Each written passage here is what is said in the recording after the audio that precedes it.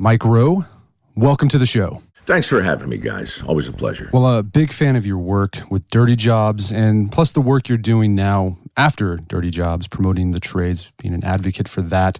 And I got to say, your TED Talk about sheep castration holds a dear place in my heart because my grandfather just passed away last year, 101. When he was in high school, he was a shepherd. And in his memoirs, he goes into detail about sheep castration. And I remember when I saw that episode, when you put your teeth on a sheep's testicles, I was like, I know that. I know how to do that because of Grandpa. You know how few people have actually uttered that sentence in the history of time? I mean, it's Dirty Jobs was so great in the sense that no 2 days were ever the same. But that particular day, the sheep, the testicles, the cameras, and off you go. And yeah, that episode changed everything. Really looking back on it, it was something the network didn't want to put on the air. It was something people were completely freaked out about. It was something we had gone out of our way to get permission to do. I called all the proper acronyms. I called the Humane Society. I called the, PETA.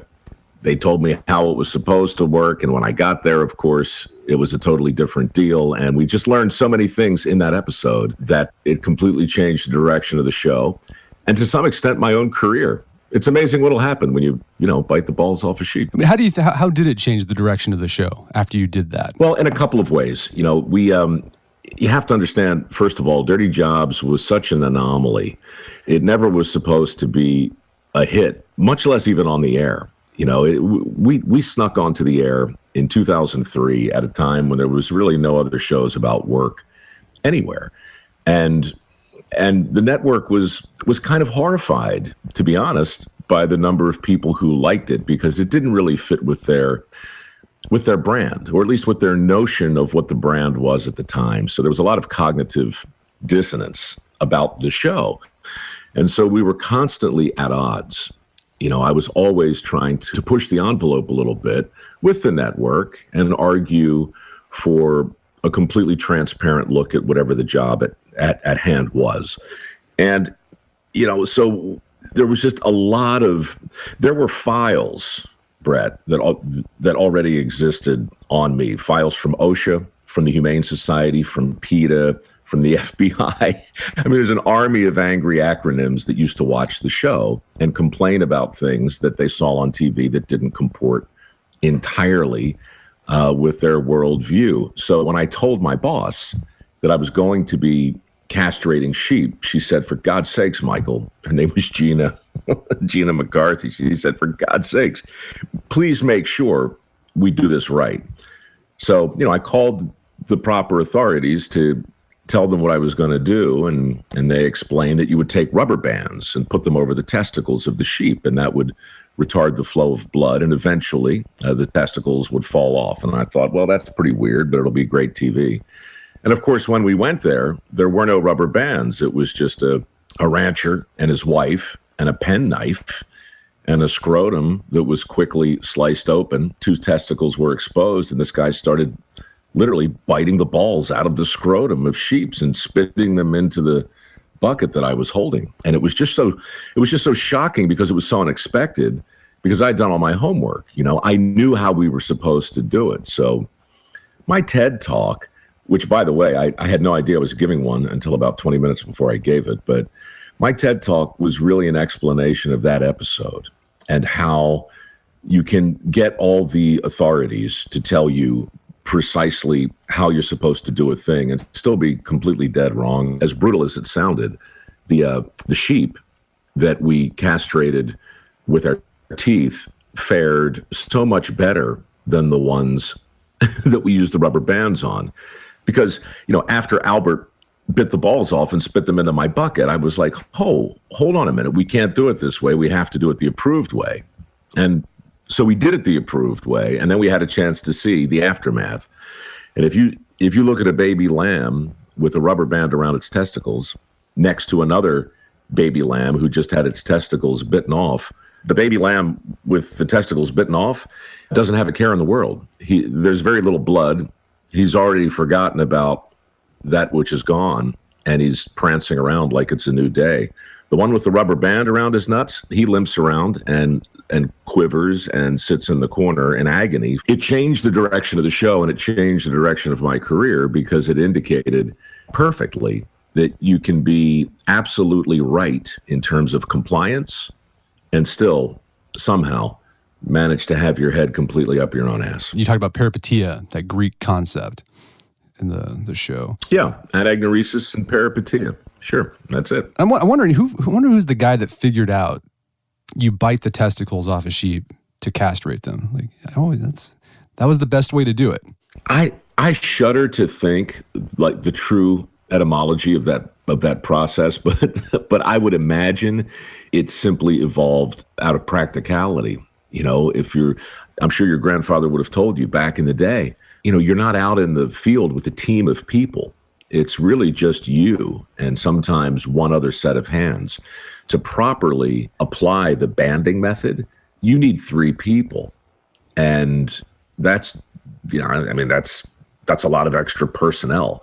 This method is quicker. It's less painful for the sheep. It's a hell of a lot weirder, admittedly, but primarily it's more efficient. And in the end, one of the big lessons from Dirty Jobs was effectiveness is ultimately the thing that drives innovation. Conversely, and a little weirdly, not efficiency, but effectiveness. And we could probably do a whole hour on the difference between the two, but bottom line, biting the balls off sheep is a lot more effective than the approved method. Yeah. So, I mean, you mentioned your mind shift changed after that moment. Like, so before that, were you kind of following the experts, quote unquote, that, okay, this is the right way to do it, and I'm here to make sure this is how work should be done. When I don't see it according to how the experts say it should be done, then something's wrong. And so after that, you decided, I guess your shift was, well, let's just see what the guys on the ground who are actually doing this, what they think is useful, and that's what we should go after. You know, in hindsight, it's easy and tempting to always frame these conversations in terms of the exact moment of awareness. And I said that in my TED Talk, and it was true to a degree. But the real truth is awareness and understanding and realizations, anagnorisis, peripeteia, enlightenment, that stuff is almost always more analogous to a frog in the boiling water. You know, it's things you realize over time. You have a moment of awareness, but it doesn't really take root until you have some proof that you can really put behind it, and that takes time. So for me, the real peripatetic moment in my career happened in a sewer before Dirty Jobs, when I was working at Evening Magazine, and I was working on a segment called Somebody's Got to Do It, and I didn't hate my career. In fact, I'd always kind of liked it. I'd been impersonating a host for 15 years, was more effective as a guest instead of a host. That realization happened when I was working with a sewer inspector, thanks to a rat, actually, who assaulted me and drove me headfirst into just a river of again, another long story. But that's when I began to realize that personally, I could do better on camera as an apprentice as opposed to an expert, as a guest as opposed to a host. So when I sold Dirty Jobs, I went into it with this understanding that I didn't want to do or impersonate a conventional host. In fact, my pitch to Discovery was, look, you guys need another expert like you need a shanker. I mean, what you need is a fan of the brand out in the world doing things not on your behalf, but out of his own misplaced curiosity. That was the pitch for Dirty Jobs. When we started shooting it, what I learned again and again, over and over and over, was that just about everything I thought I knew about work was wrong. Honestly, I had become disconnected from a lot of the things that I had grown up with. You know, I had a lot of certainty growing up. My grandfather was a master electrician and also a plumber. and a steam fitter and a pipe fitter and a welder and a guy who could build a house without a blueprint who only went to the 7th grade. My connection to work as a kid was profound. I knew where our food came from. I knew where our energy came from. And I had a lot of direct lines between how things worked and how the working of things benefited me. By the time I was 43, after working for 15, 16 years in Hollywood, I'd forgotten most of that, or at least become disconnected from it.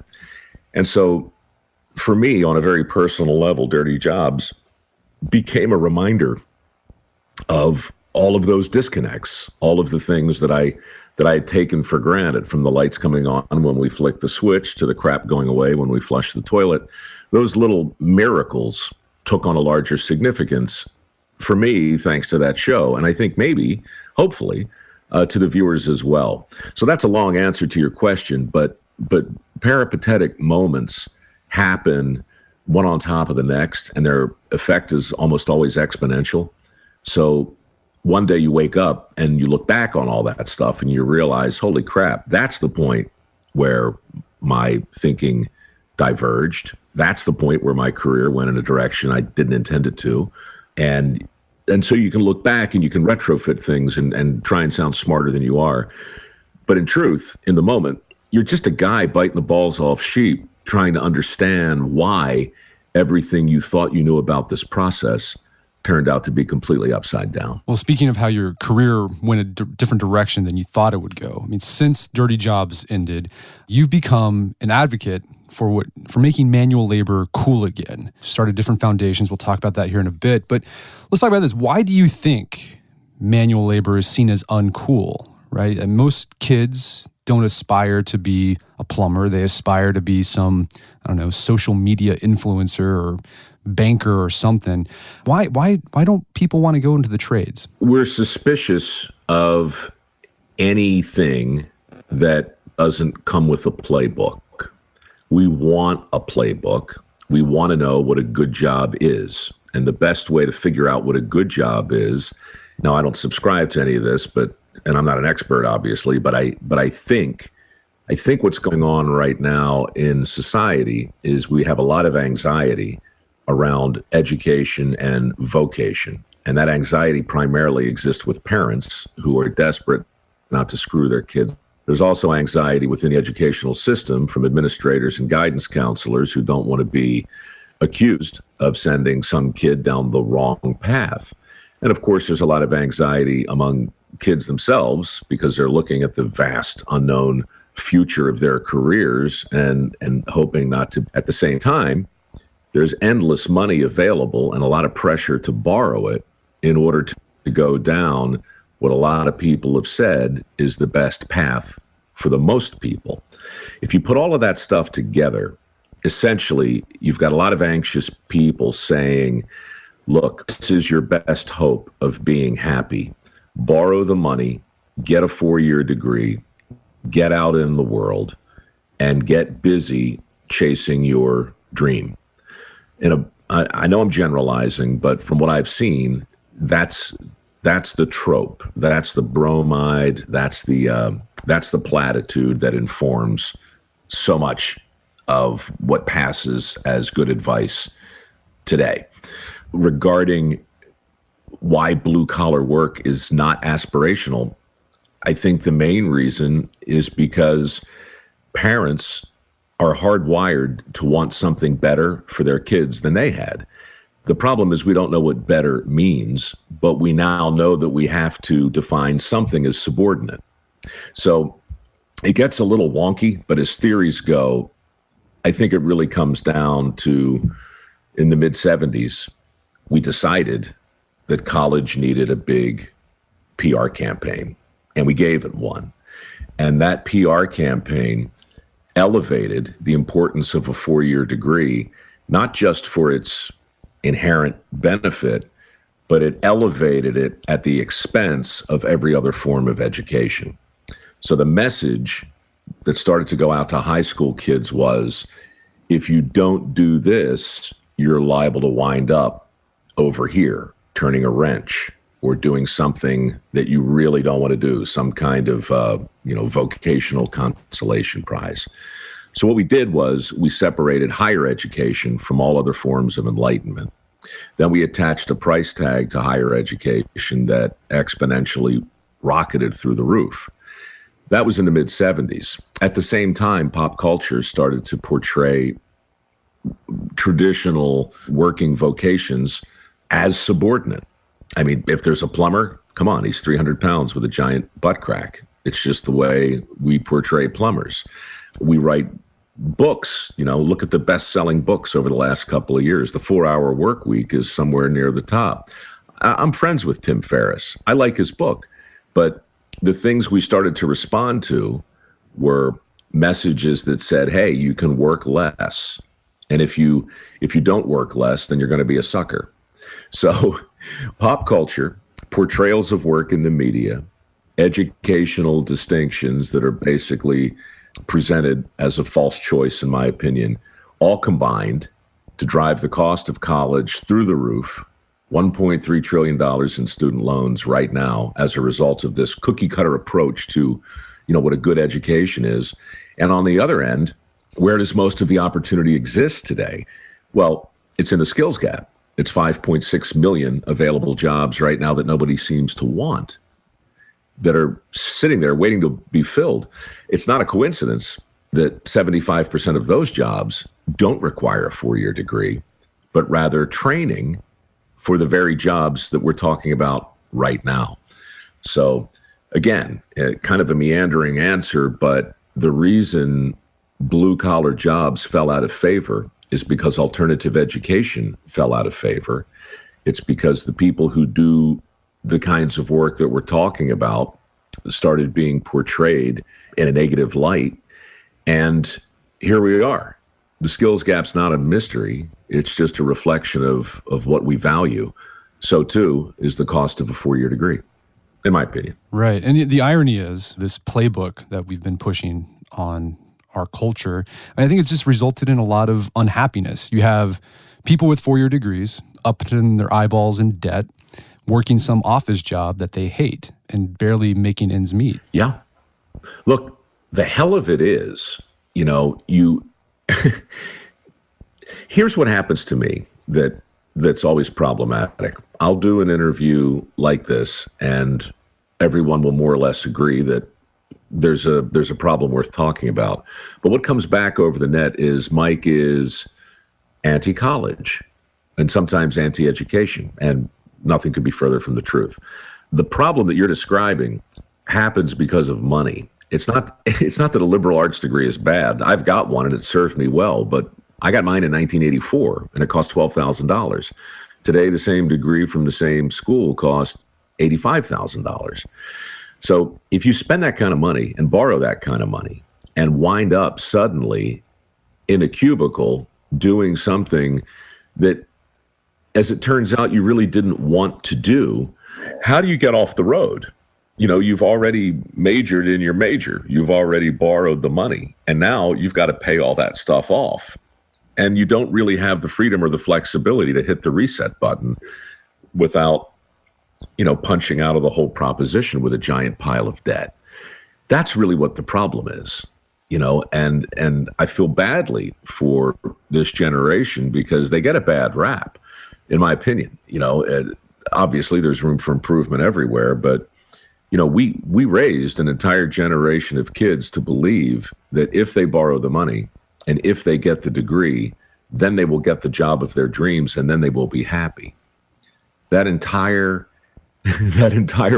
proposition is fallacious, and you can see it on the faces of dissatisfied workers, not just in cubicles across the country, but in all kinds of jobs, because so many people have come out of our educational system convinced that the key to job satisfaction is finding the job that will satisfy you.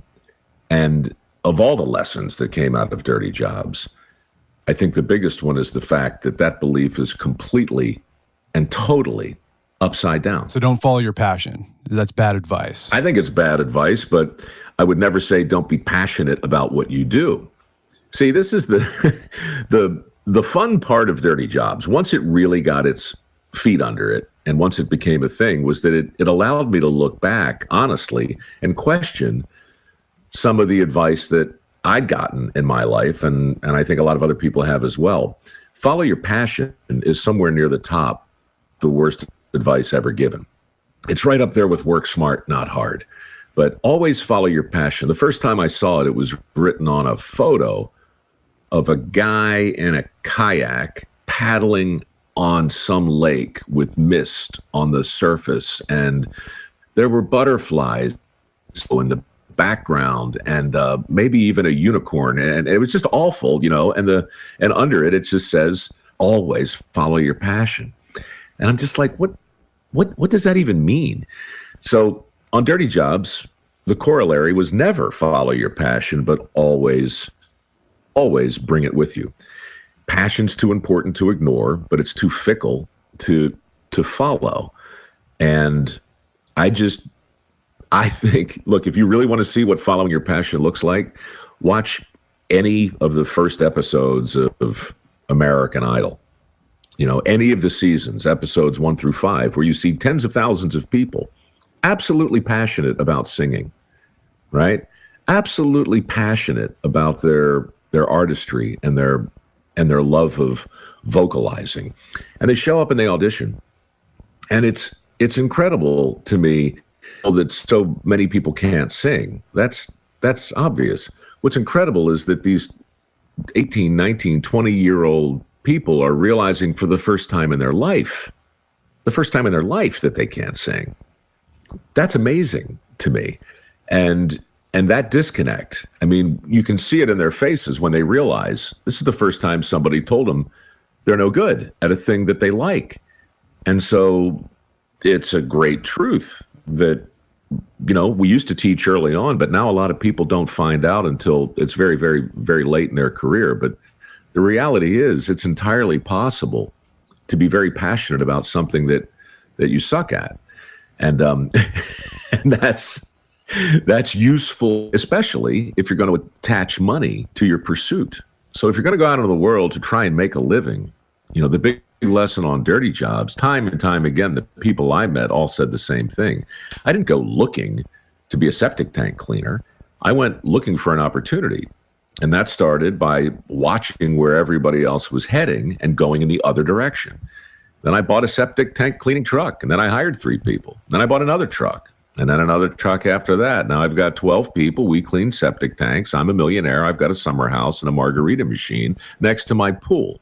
Yes, I clean septic tanks, and I'm passionate about my life and my career, but I didn't get here by sitting down one day when I was 18 years old and going, okay, what is going to make me happy? This will make me happy. Therefore, I'm going to go get that, and I'm not going to be happy until I do. Look, we do the same thing with romance, right? Same exact thing. Happiness vis-a-vis romance today requires us to find our soulmate. Well, where's our soulmate? It depends who you ask, Maybe she's on Match. Maybe he's on Tinder. Maybe it's eHarmony. Maybe it's in the bar down the street. But, I feel it just seems like a tough way to go, if your romantic happiness is going to be entirely contingent upon your ability to find the one other person walking around on the planet who you were meant to be with.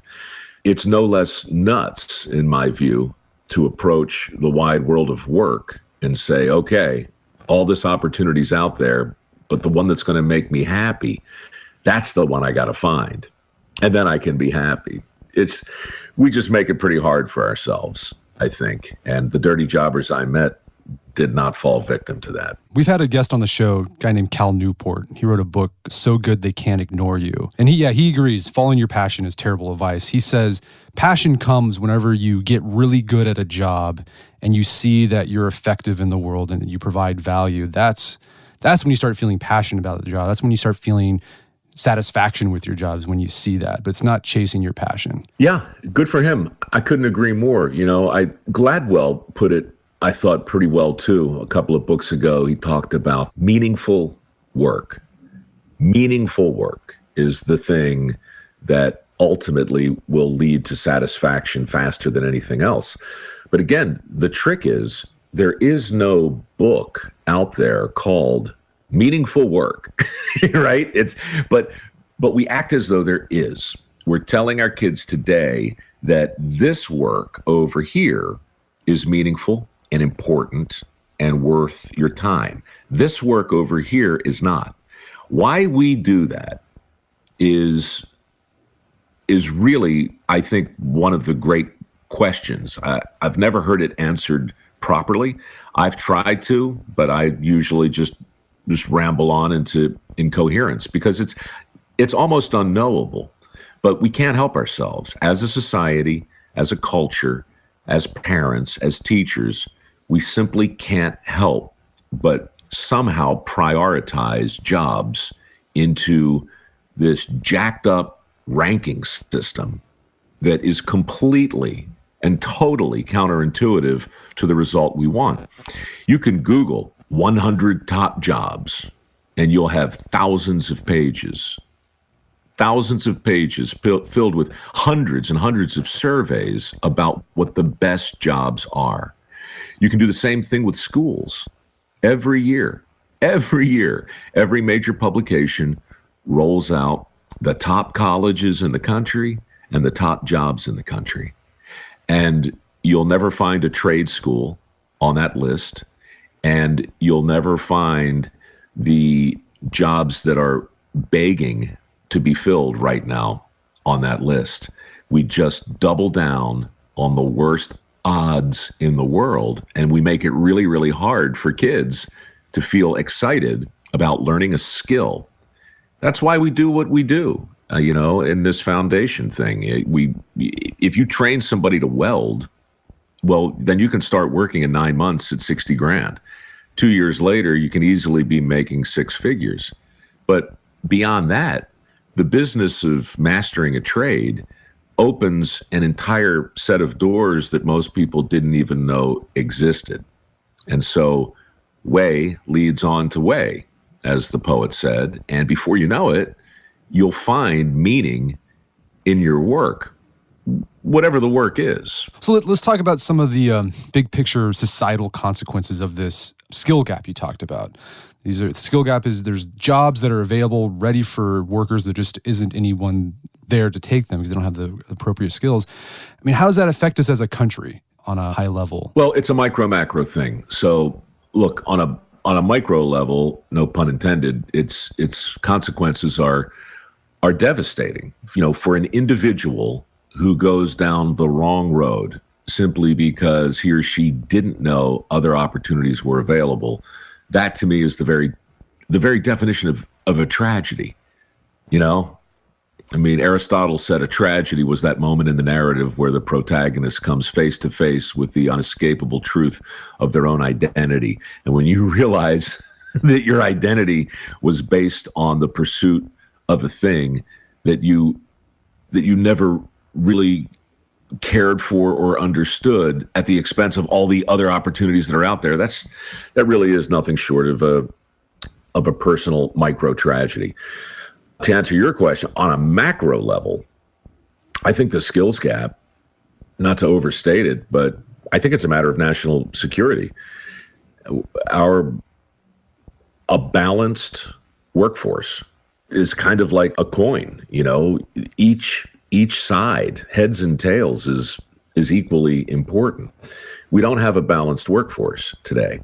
And the most obvious ramification of that is supply and demand. Call a plumber with a plumbing emergency right now. Tell me how long it takes for him to get there or her, and tell me how much it costs. I guarantee you the first number, how long does it take him or her to get there, is going to be a lot larger than it was 10 years ago. And the second number, how much does it cost? That's going to be a lot larger too. So the cost of taking care of our infrastructure is going through the roof. Plumbing, electric, heating, air conditioning. I'm talking about our personal infrastructures in our homes. But the same thing is happening on a macro level. And I think When I look at the current administration's desire to invest $1 trillion in infrastructure repair, I say the same thing I did 8 years ago when the last guy promised 3 million shovel-ready jobs in 2008. I remember I wrote a letter to the president back then, and I said, look, I'm pulling for you. Good luck. I've got this foundation. If I can help, I will. But the short version from my position is this.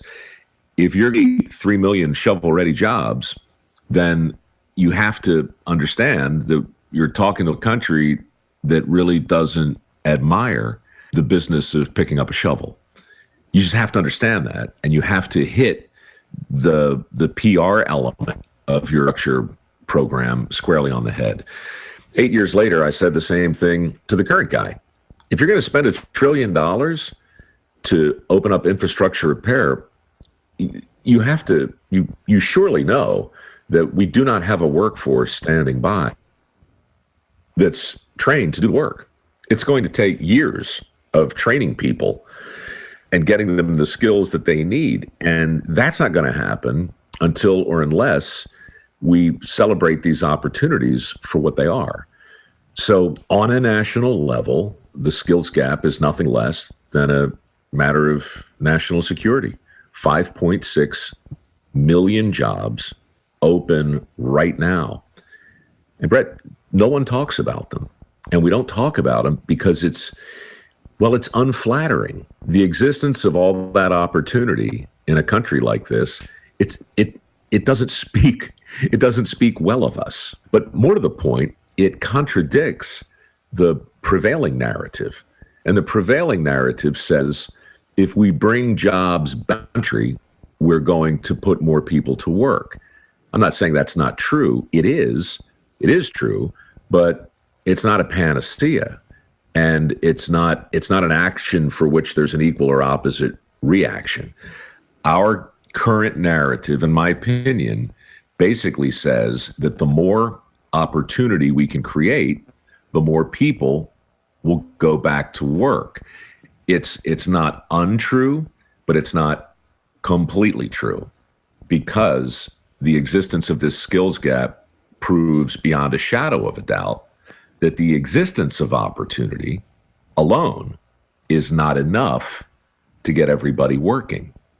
So those two narratives collide. And honestly, I've never seen anybody on TV reconcile it in a persuasive way.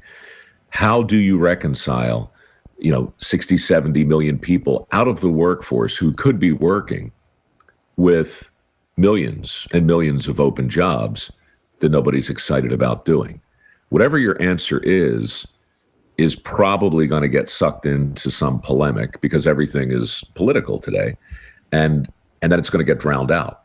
So the skills gap continues to exist because we keep lending money we don't have to kids who are never going to be able to pay it back, to encourage them to get a 4-year degree, which, while valuable, does not train them to do the jobs that actually exist. And I imagine the skills gap is only going to get bigger as baby boomers start to retire. These guys who own plumbing shops or carpentry shops, there's no one else there to replace them. There's going to be a reckoning. And, much like the peripeteia we were talking about before, it's not going to happen overnight. It's not going to be the flick of a switch. Right now, you can see it in different states manifesting in different ways. I worked for years on a campaign in Alabama called Go Build Alabama, which was motivated primarily by the construction industry down there, who is in a full-on panic. A full-on panic. The average skilled tradesman in Alabama is north of 55. And, these aren't jobs you do into your 80s. These guys are going to retire. And there is no one there. There's no one standing by. There's no new generation of trained apprentices waiting to step in. The skills gap in Idaho is different. They've got a different situation up there because they actually export a lot of materials all over the world that people really aren't up to speed on. And over the next 15 years, the billions of dollars of opportunity that exists for manufacturing is literally sitting right there. And that state has a pretty bad record of kids coming out of college, out of high school and going into any kind of additional training, college or otherwise. So they're looking very specifically at a massive chunk of opportunity that they're going to lose if they don't get some kind of giant training program in place where people can get the skills that are so clearly going to be needed in the next couple of years. Georgia has another challenge. Arizona has a different challenge. Iowa has a different challenge. Some of these are fundamentally agrarian challenges. Others are manufacturing. It's different in different geographies in the country. So that's why it's kind of hard to say anything smart that sums the whole thing up. And I'd be suspicious, honestly, of anyone who tries. But in a very general way, the skills gap manifests in different ways in different places. But in all cases, the first step of the remedy is the same. We have to make a more persuasive case for the opportunities that actually exist and the educational alternatives that will train people for those opportunities. If we don't do that as a society, back to your prior question, what's the real threat on a macro level? If we can't persuade the majority of Americans to be suitably gobsmacked by the miracle of affordable electricity, smooth roads and runways, modern plumbing, all the things that make civilized life possible, if we no longer give a damn about those things, then I don't know how to fix the problem, because it has to with a larger shared collective appreciation for the society that we have. If we don't have that, then we're just going to have to slip a little bit further down before we hit bottom and somebody slaps us upside the head. So yeah, different geographic locations have different demands for different types of blue collar jobs. So it's hard to say. I mean, I guess, are there professions that overall the country needs more of, like welding? Is there a big skills gap there? I'd put it somewhere near the top, to tell you the truth. We've had about 600, maybe 800 people come through my little foundation, and welding is somewhere near the top of the list of the skill that we're most often asked to help. Well, here's a question. One reason I've heard people say, I'm not going to go into the trades, is like, well, it doesn't pay as well as, say, a white collar job, being an attorney or being a business manager. What's the pay like for these blue collar trades? Well, look, the actuarial charts, the statistical charts, they are, and they'll give you an idea of factoring in millions of people in all different areas. And I've seen most of that. And honestly, my feeling is, so what? How is it? I mean, a writer in Spokane versus a writer in Tallahassee, there's absolutely no reason to assume one is going to be making anything similar to the other. A welder in Dakota right now is going to be making more money than a welder in Oak, guaranteed. So, the geographical impact on blue collar wages, I do think, is real, more real maybe than on white collar. But again, I don't know what to conclude from that, especially in a world where you're either willing to relocate or you're not. And I think that applies equally to both blue and white collar. I don't know when it happened, this aversion to mobility. I mean, the country fundamentally formed because people were willing to go from one coast to the other. They'd go wherever the opportunity was. We were a very transient people. We've become really sedentary. I'm amazed personally when I sit down and talk to people who are resistant to exploring a career in the blue collar trades or in the construction trades. The first thing they'll say is, well, the money's not as good. And I can say, okay, look, if I can show you where the money's better and how the money's better, will you give it a shot? And they'll say, sure. And then I'll walk them through. I mean, look, I can take the same statistics that show a 4-year degree is always better, and I can conclude a completely different conclusion. It's easy to manipulate the numbers, but it never really comes down to that. What it comes down to next is people are like, well, tell me again where I have to go. And that's almost always where it falls apart. We want the job that we've identified that will make us happy. We want that job at the money that we believe is fair. And we want that job in the zip code where we currently live. And those three things are primarily what I run into most often with people who are resistant to at least looking at the opportunities as they exist today. I'm not sure I answered your question because you did. No, we had an economist on our podcast, Tyler Cowen, just published a book called The Complacent Class, and he talks about how we become less mobile in our country. People just want to stay put.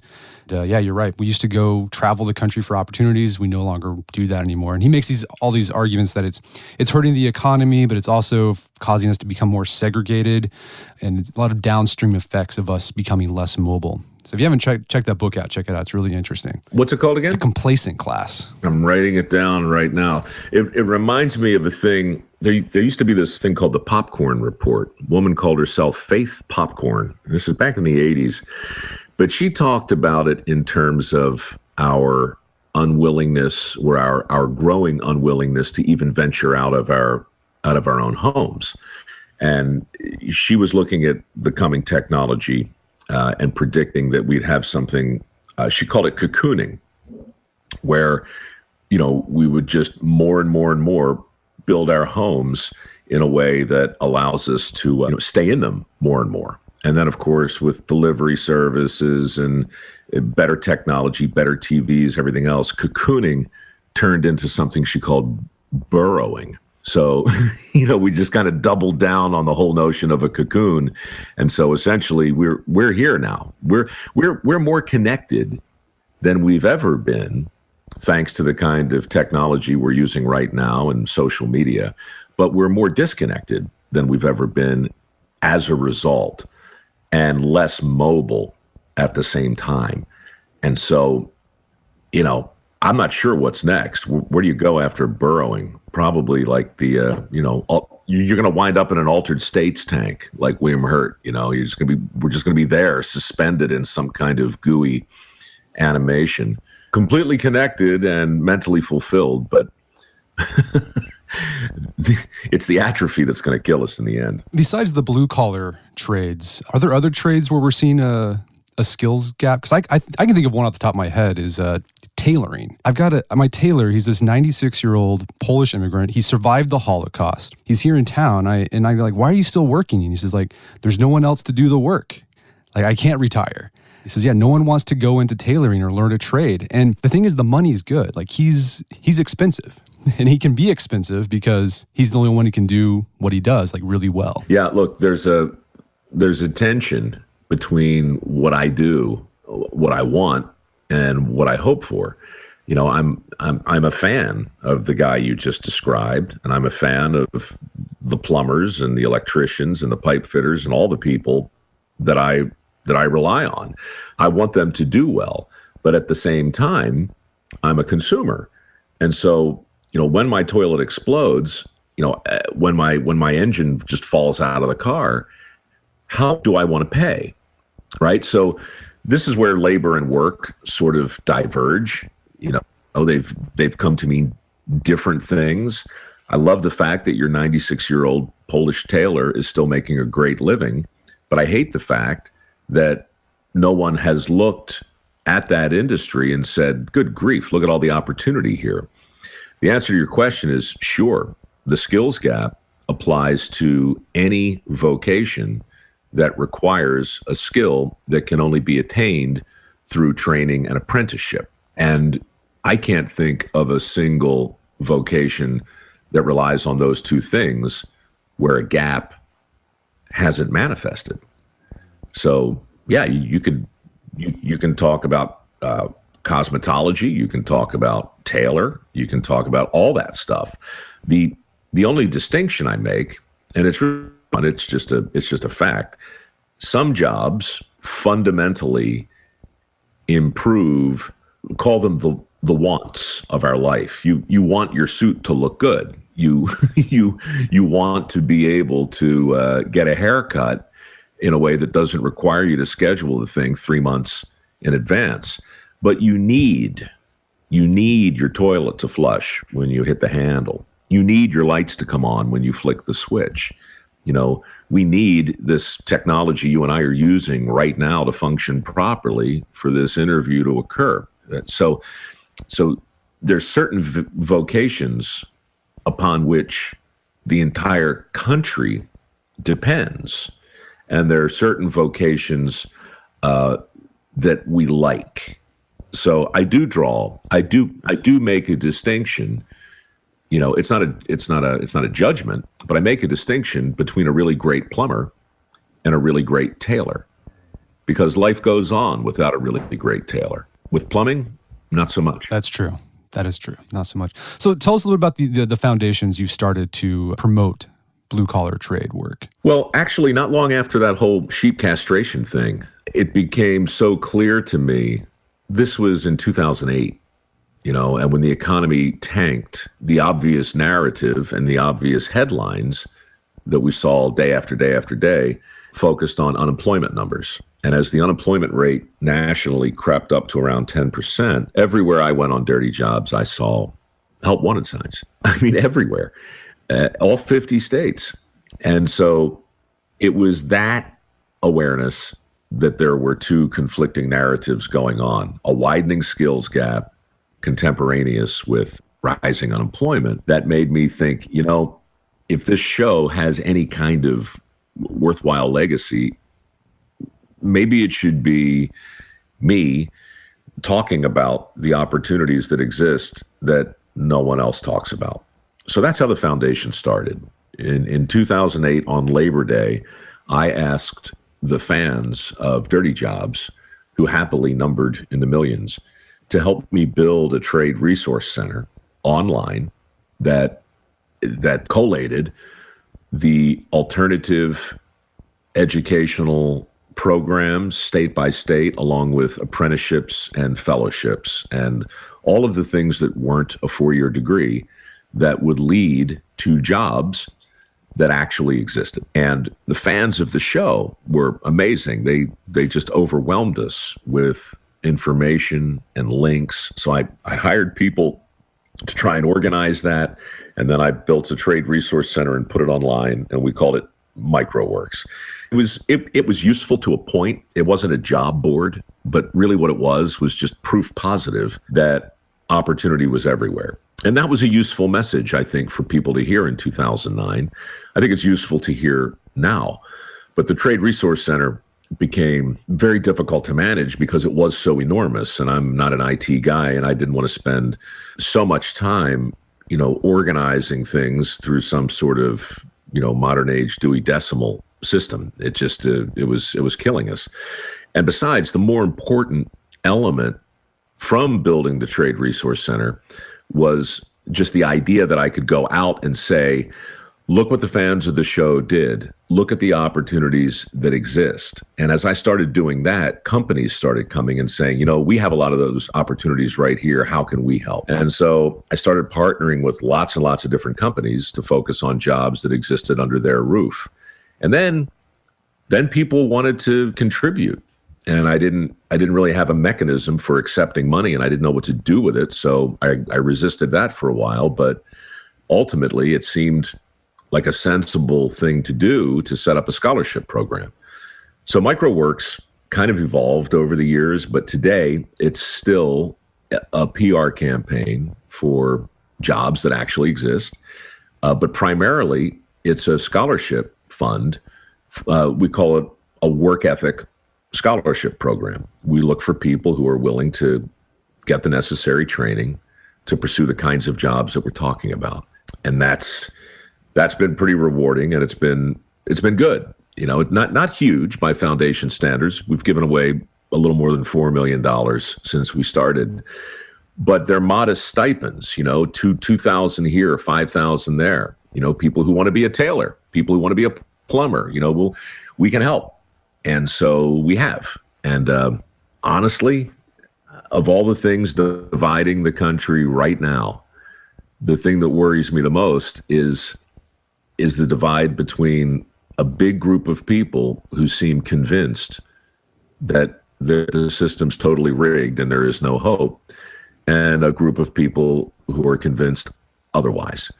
So I'm in that group. I know for a fact that there's not a single place in the country where somebody isn't hiring within sort of wherever anybody is sitting right now. I know that. And I've seen it again and again. I've seen what can happen if people enthusiastically go after the first few rungs on the ladder. And I can prove it. So that's why the foundation evolved. That's why I continue to work on it to this day. And with luck, we'll continue to move the needle in the future. Well, so besides the foundation, you've also started a podcast yourself, The Way I Heard It. What was the impetus behind that, and what sort of stuff will listeners find on your show? Honestly, that thing turned into, that was another unexpected peripetia. I like, it was a year ago, I was saying to a friend of mine, Paul Harvey was, you remember Paul Harvey by any chance? Oh, of course. Yeah. Yeah, definitely. I think he's from Oklahoma. I'm from Oklahoma. Yeah, I think he might be too. He worked in Chicago mostly, but he had a show called The Rest of the Story. It was, 3 or 5 minute mysteries. He'd do them every day. And I loved them because they were basically biographies and little history lessons, but served up as a mystery. So you don't really know who he's talking about until the last sentence. It just occurred to me that nobody was doing anything like that. And by the way, Paul Harvey, Charles Kuralt, George Plimpton, Studs Terkel, these guys are all dead. And they left a huge smoking, they just don't make them. And people don't tell stories like that anymore. And I would in no way, compare myself to them. I can't fill their footsteps, but I can follow in their footsteps maybe. And so with that in mind, given the amount of time I was spending on airplanes, I just thought, I'm going to try and write one of these mysteries a week in the style of Paul Harvey. Anyway, we started doing it a year ago, and I started posting them under this podcast called The Way I Heard It. I didn't pay much attention to it because I don't really understand the whole podcast thing, and I was really writing them just to entertain myself. But somebody called a few months ago and said, listen, these things have been downloaded 22 million times. And, I was reading them on Facebook as well, and they were viewed something like 30 million times. So he said, you should maybe do some more. So I'm doing that. And it's really fun. I'm not a writer by trade, but I love to write. These have been rewarding and the feedback's been great. So as soon as we're finished today, I'm going to go upstairs, I'm going to write one, and we'll post it and we'll see where it goes. But so far, so good. Fantastic. Well, Mike, this has been a great conversation. Thank you so much for your time. It's been an absolute pleasure. Anytime. I appreciate what you guys are doing as well. And I hope we can do it again. My guest today was Mike Rowe. You know him as the host of Dirty Jobs. You can find out more information about Mike's work, what he's doing with mikeroweWORKS at mikerowe.com and profoundlydisconnected.com. Also, check out our show notes at aom.is/row, where you can find links to resources where you can delve deeper into this topic.